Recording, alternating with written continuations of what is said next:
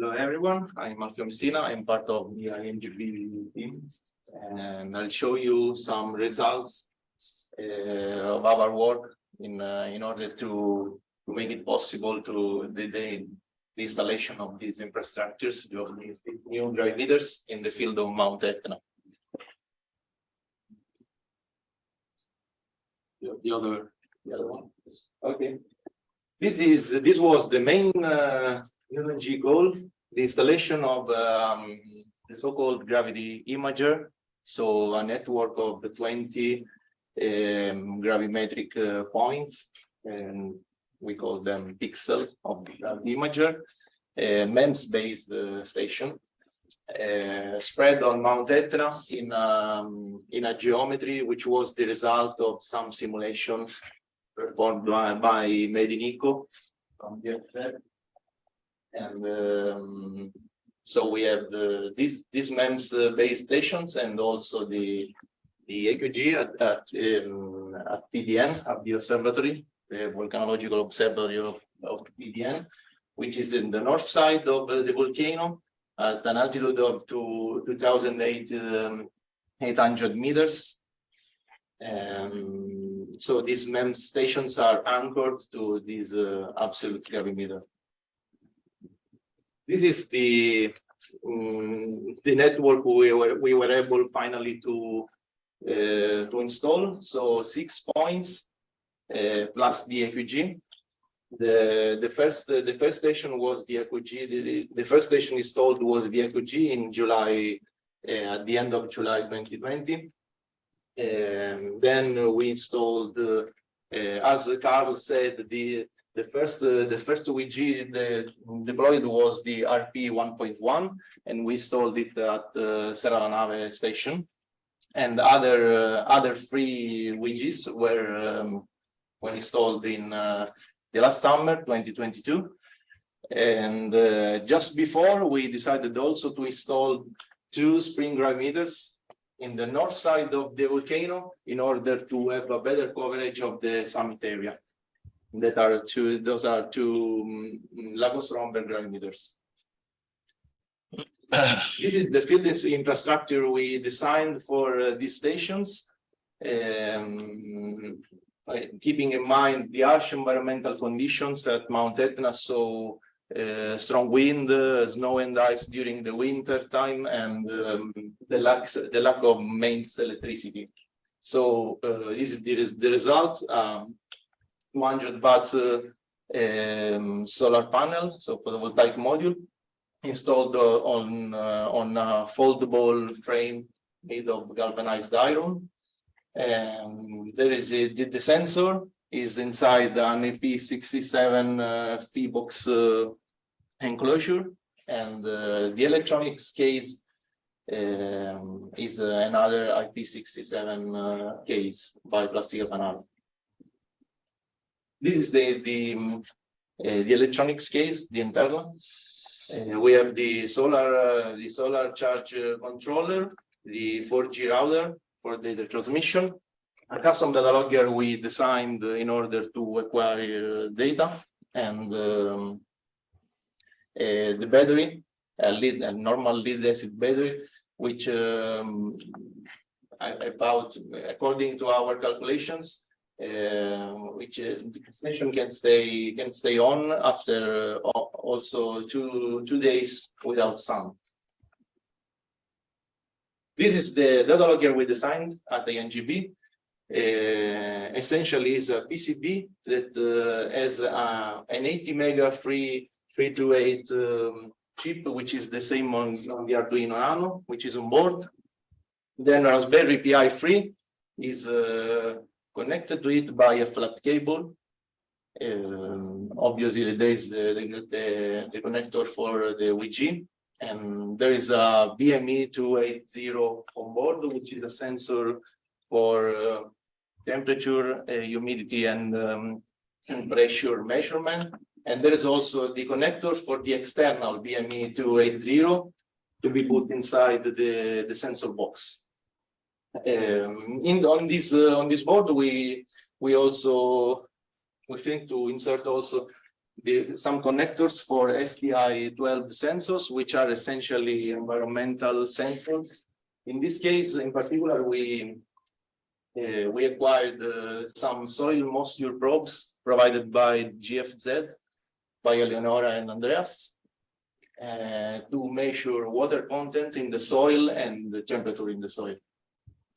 The board also allows for photovoltaic current, load current, and battery voltage measurements. There are two relays that can be operated by Raspberry Pi in order to switch off and switch on the gravity and the router. And the code was developed by us together with Chris from the University of Glasgow and Matthijs from KNMI. And the software was written in Python for the Raspberry Pi and Arduino wire language for the 80 mega 328 chip.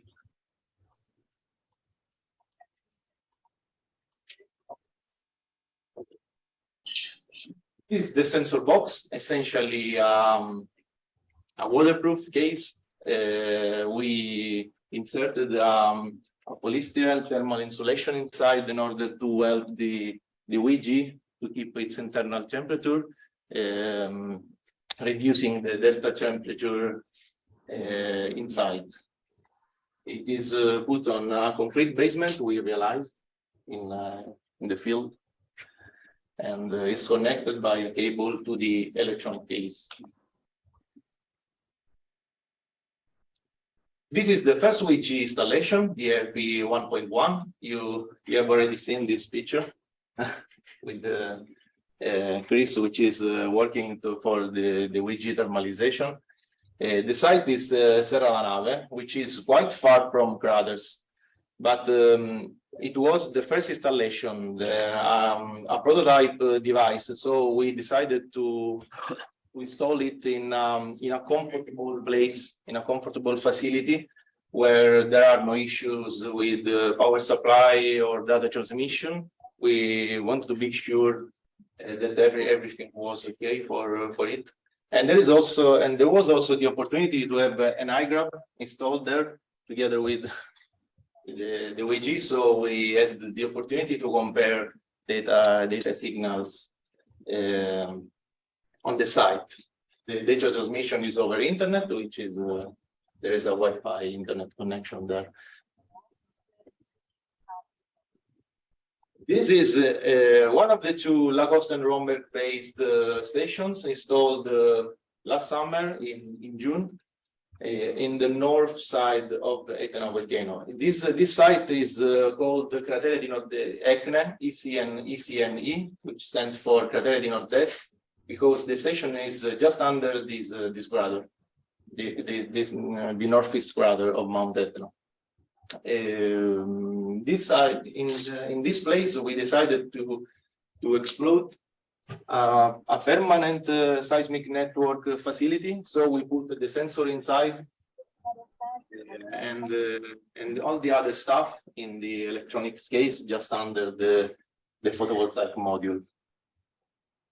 Here, the data transmission was not a problem because there's already an ENGV, a Wi-Fi by ENGV for the permanent seismic station, so we connected to this switch.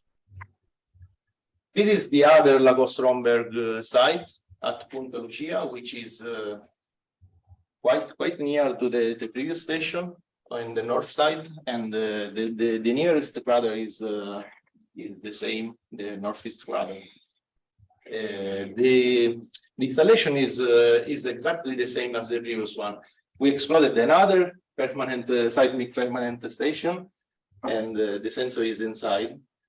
But there was not available the INGP Wi-Fi, so we exploded our 4G router inside the case because the signal coverage was very good.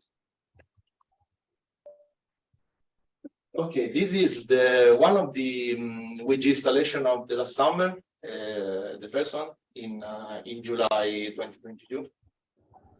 The station is in the south side of the volcano, quite near to the southeast crater. Can you see in this picture? This infrastructure was built in October 2020, at the beginning of the deployment phase of the new LNG project. So when we installed the WIG, we had some power issues due to the solar panel. This is a picture from October 2020.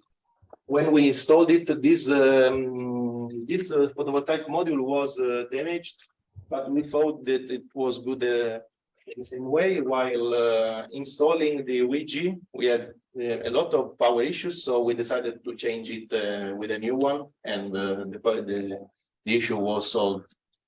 The data transmission here through a 4G router. Another WIG station at ECPN, Cratere del Piano, in the south side of the volcano, just under the Bocca Nuova crater. This station was installed inside an abandoned seismic station facility. We put the sensor inside its box and the electronics case on top of it. Here, the big issue was the data transmission, because the Wi-Fi, the INGB Wi-Fi was not available. Also, 4G router was a problem, but we use a longer cable to put the antenna very far from the electronics case, and we were able to bring us a very weak signal and to put it in transmission. This site, unfortunately, after a technical intervention at the end of August, is experiencing very noisy data due to frequent spikes in the signal, maybe due to the power supply from our board. And we have to investigate. But now data are very noisy and almost unusable. This is the third WIG station at Pizzi de Neri. We decided to install it just near the AQG. AQG already installed there. The WIG is inside the red big box. And beside the problem, this is a very good point. PDN, Pizzi de Neri, is the volcanological observatory. Is a very good point for geophysical measurements. But there are several issues with this site. One of these is it is almost unreachable during the winter time. This is the summertime, and the winter time, the scenario is completely different, and we have to use the SNOWCAT, the INGB SNOWCAT, to reach it. But every time is very dangerous and a big problem to schedule this kind of intervention. This is why Vincent before me said that AQG during the winter time were off. So,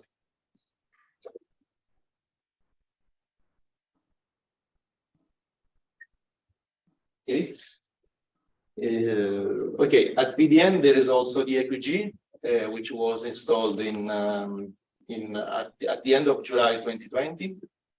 The location is the same.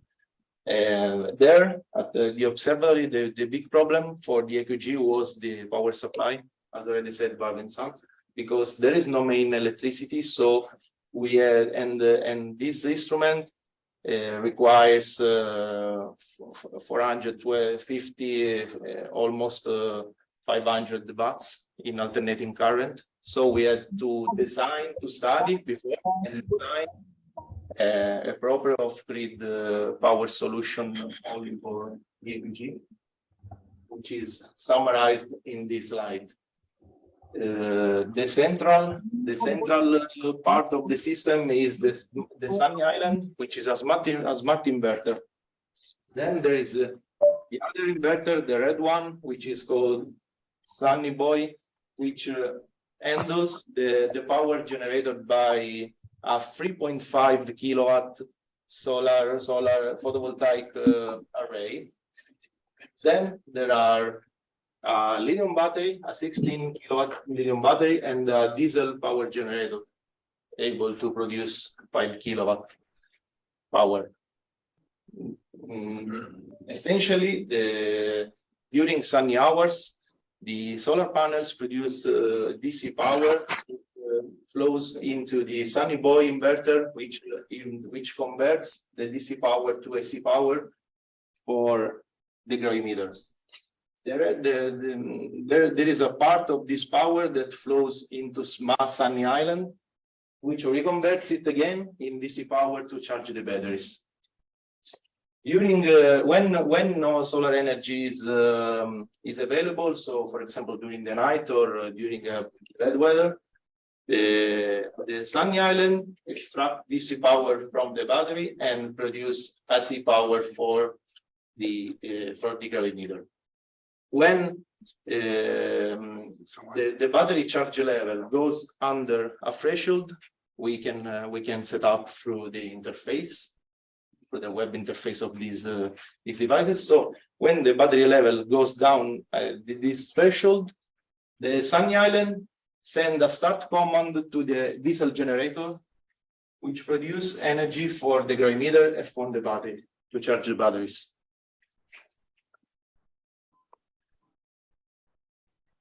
These are some pictures of weather station we installed, because as you know, local gravity field is perturbed by hydrological effects. So it is, for example, in particular, the ground mass, the groundwater mass, a change in the groundwater mass can induce changes in the local gravity. So it is important to model this effect and subtract to the original signal. In this context, it is necessary to have a measurement of the amount of rain in that site. And this is the reason why we decided to install some weather stations over Etna. There are two stations already installed at Montagnola in 2019 and Pizzi de Neri 10 days ago. And there is the third station, the central one at Serranave, which has to be completed. There is the sensor installed, but we need to install the data acquisition board. In this case, we developed another design and developed another custom board only for weather sensors designed by us. That allows to connect different sensors using different protocols. Okay, this is the strategy we exploited to synchronize data from remote station to one internal server, which is in Catania. So, remote station save data in their memory, in their Raspberry memory. But regularly, a synchronization routine is runs and synchronize data on our server in Catania. This strategy is based on our RSync tool, which is a Linux tool that allows for data synchronization between remote stations. So this tool implements differential backup, data compression, and use the data encryption over SSH protocol. On the other side, there is an SFTP, a classical SFTP server, which allows Newton G partners, for example, KNMI, to extract data from our server and access and extract data from the server. This is the last slide, only to give you a picture of data availability from Newton G stations over the time. Starting from the bottom, the EQG, which was installed at the end of July, is running, but we have these periods, as already showed by Vincent and Daniele. essentially during the winter time, because snow and ice fixed in the observatory are a big problem, and essentially the solar panels were covered by snow, so producing very low power, and the diesel generator didn't start anymore with the arriving of the winter, and it happens 2 times, exactly the 3rd of December in 2021, and last year in 2020, and last year in almost the same day at the beginning of December. Other stations, WGS and Lagos Romberg base stations, are running well since their installation date. Apart from ECPN, I already said that after an intervention at the end of August, as there is this problem with the spikes and inside the output signal.